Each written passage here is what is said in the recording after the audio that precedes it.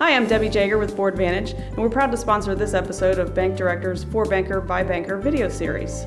Each episode focuses on challenges facing today's bank boards from the perspective of fellow financial industry leaders on topics such as M&A, risk, lending, regulation, technology, and more.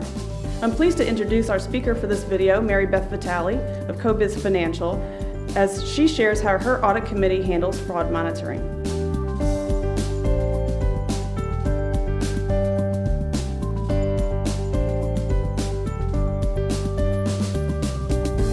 I think the greatest risk that banks face today is cybersecurity risks, and it surrounds fraud. And there really are three areas that I think are critical about it, is because the high cost to detect the fraud, internal fraud.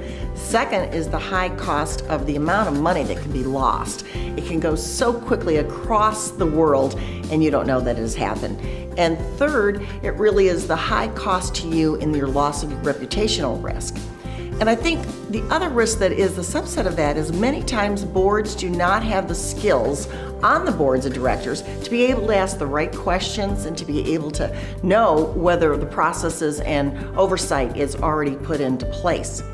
And I think it's important when a bank has a CIO or IT person to have that person part of the executive management team, that they are available, they're at the table when we're discussing ways to mitigate the fraud on there. And I think banks need to keep in mind there really are four types of fraud when it comes to cyber risk that are out there. It's fraud created from crime. Those are companies people that want to take the money from the banks fraudulently through cybersecurity. Second would be espionage. So if you have an M&A transaction, somebody may want to know what is going on and try to do it through a cyber risk area. Also, you have hacktivism. And hacktivism is people just wanting to hack into your network and your infrastructure just to cause trouble and see if they can do it. And lastly is war, which we really don't need to worry about in the banking institutions. I think there are key questions that a board needs to ask management about fraud. First of all, you need to make sure that your board of directors, that they have the skill sets to be able to ask the right questions. They don't need to be able to install a server into the data room, but they need to be able to ask the right questions.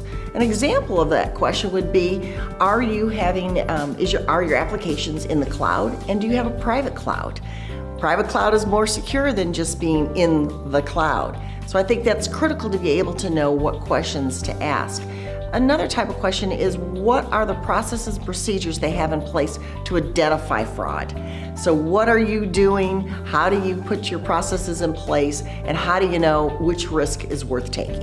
So to be prepared for an internal fraud, the board needs to make sure that the company has a crisis plan in place. And this means from A to Z, that they are prepared with talking points for the press, they are prepared for who takes the role in terms of investigation, all the aspects of a crisis plan. So it's critical that you have that plan in place ahead of time.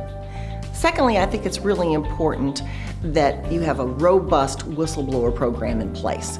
And the whistleblower program should really make sure that it's a safe environment, it's a secure environment, and it's confidential. And so that employees feel comfortable and know that there is no retribution, that this is a place when they see something, you want to have eyes and ears throughout the company to detect any type of internal fraud that could possibly come on. The last thing really is red flags. So do you have an employee that looks like they're living above their means, that it's incongruous to the amount of salary you know that you're paying that employee? Do you have clients that are elderly, in their 80s or 90s, using online banking and taking their mobile phone and depositing their Social Security check? That may be an area you want to investigate. It may be legitimate, but you want to investigate that. So be prepared.